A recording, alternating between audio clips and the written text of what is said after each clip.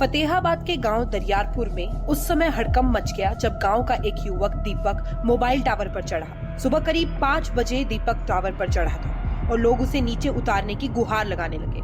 सूचना पाकर पुलिस भी मौके पर पहुंची, लेकिन दीपक किसी बड़े अधिकारी को मौके पर बुलाकर उसकी बात सुनने की जिद पर अड़ा रहा। दीपक का कहना है कि वो पिछले लंबे समय से पूर्व सरपंच के खिलाफ मनरेगा में घपलेबाजी करने की शिकायतें करता आ रहा है, लेकिन आज तक कोई सुनवाई नहीं हुई।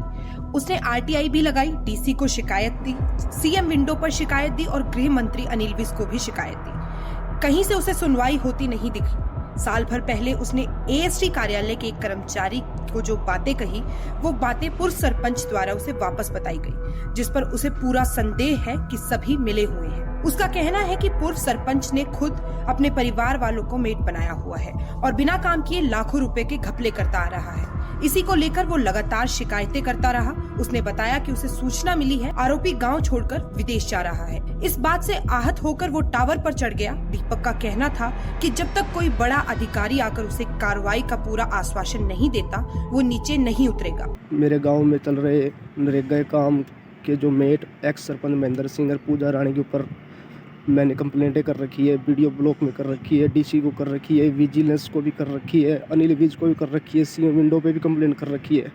लेकिन उनकी कंप्लेंट वहाँ से यहाँ तो आती है, लेकिन यहाँ के बैठे जो फतेहाबाद ज़िले में ऑफिसर मेरी कोई कार्रवाई नहीं कर रहे, जिसका मेरे पास प्रूफ भी है। इन्होंने नरेगा काम में फ्रॉड किया है।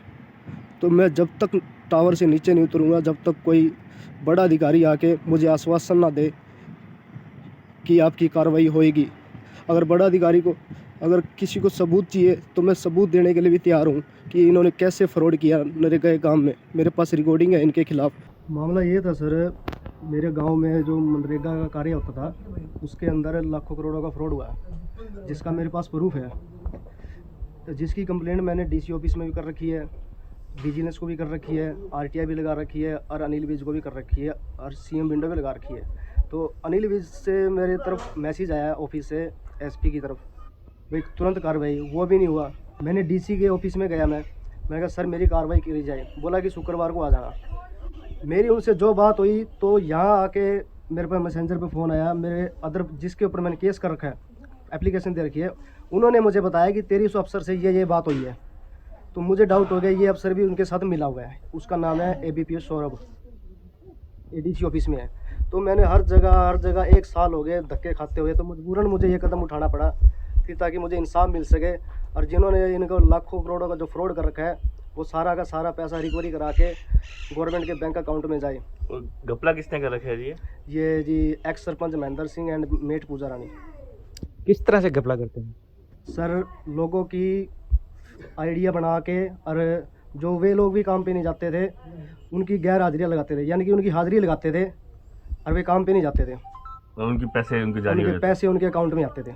आपका क्या मान लो इसमें लेना देना था? मेरा इससे लेना देना कुछ नहीं था।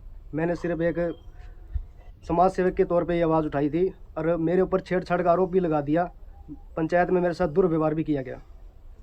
तो मैंने 1 साल हो गया परेशान हो रहा हूँ, तो मजबूरन मुझे ये कदम उठाना पड़ा।